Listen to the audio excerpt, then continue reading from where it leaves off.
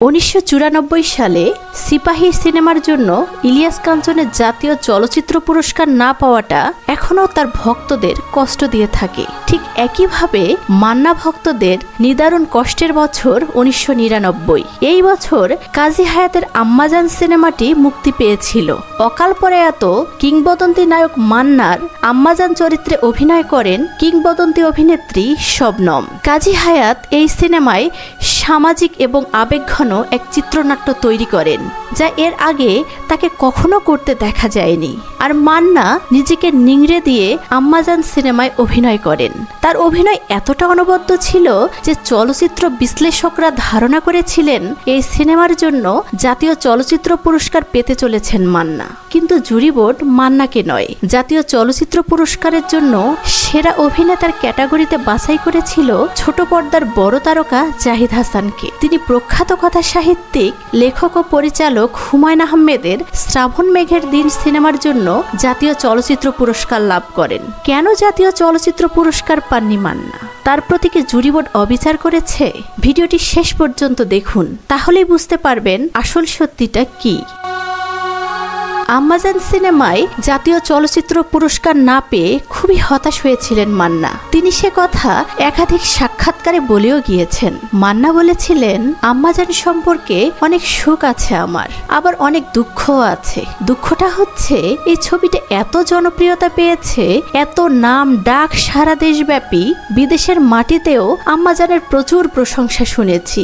আম্মাজান ছবির বিভিন্ন ক্যাটাগরিতে ভালো অভিনয় করার জন্য আমেরিকা, লন্ডন, দুবাই, ইটালিতে বিভিন্ন জায়গায় আমি অ্যাওয়ার্ড পেয়েছি।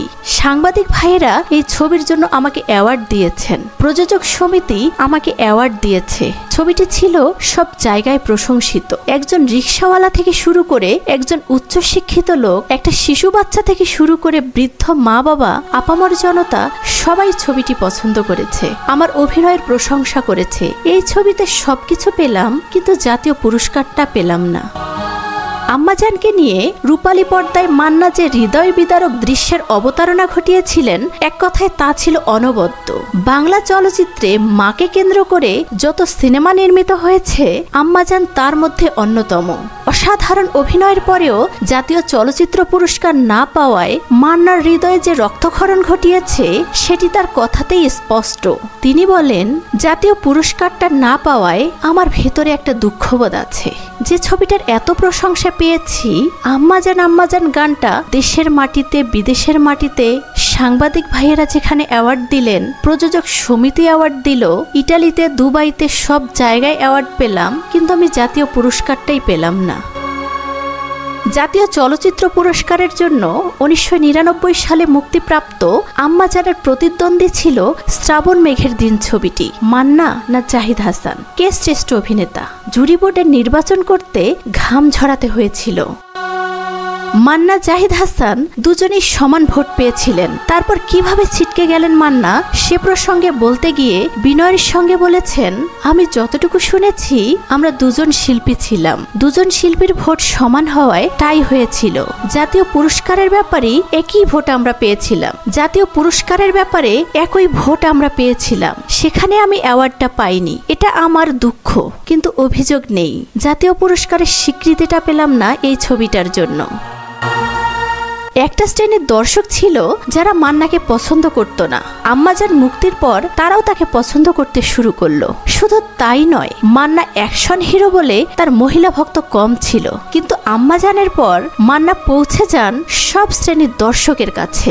মান্না বলেন, জাতীয়ভাবে এদেশের চলচ্চিত্রের যারা দর্শক, যারা ড্রয়িং রুমেও ছবি দেখে, তাদের কাছ থেকে আমি যে প্রশংসা পেয়েছি, তাতে আমি নিজেকে ধন্য মনে করি।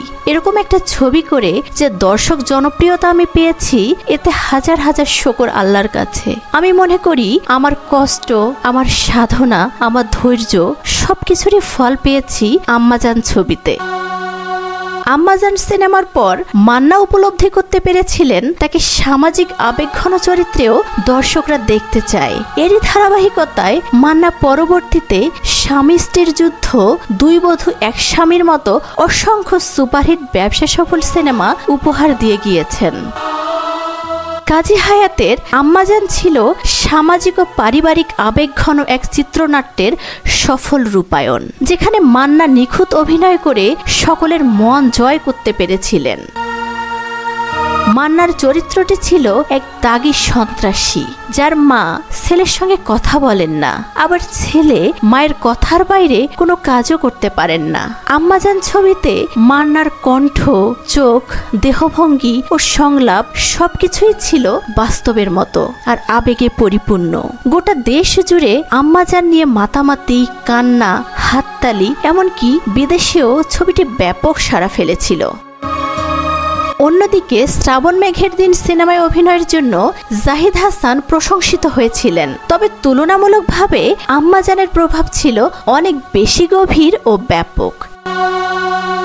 সেই সময় অনেক মিডিয়া ব্যক্তিত্ব, সিনিয়র সাংবাদিক এবং চলচ্চিত্র সংশ্লিষ্ট অনেকে সেরা অভিনেতার পুরস্কারের বিষয়ে বিস্ময় প্রকাশ করেন। আম্মাজান সিনেমায় মান্নার অভিনয় আজও দর্শকরা ভোলেননি। আজও টেলিভিশনে এই ছবিটি দেখানো হলে চায়ের স্টলে মানুষরা ভিড় করেন। ইউটিউবে এ প্রজন্মের অনেকে আম্মাজান ছবিটি দেখছেন।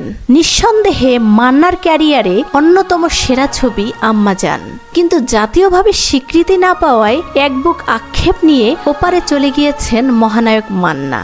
রেখে গিয়েছেন অনবদ্য সব কাজ, অভিনয় আর ভালোবাসা, যা এদেশের মানুষ কখনো ভুলতে পারবেন না।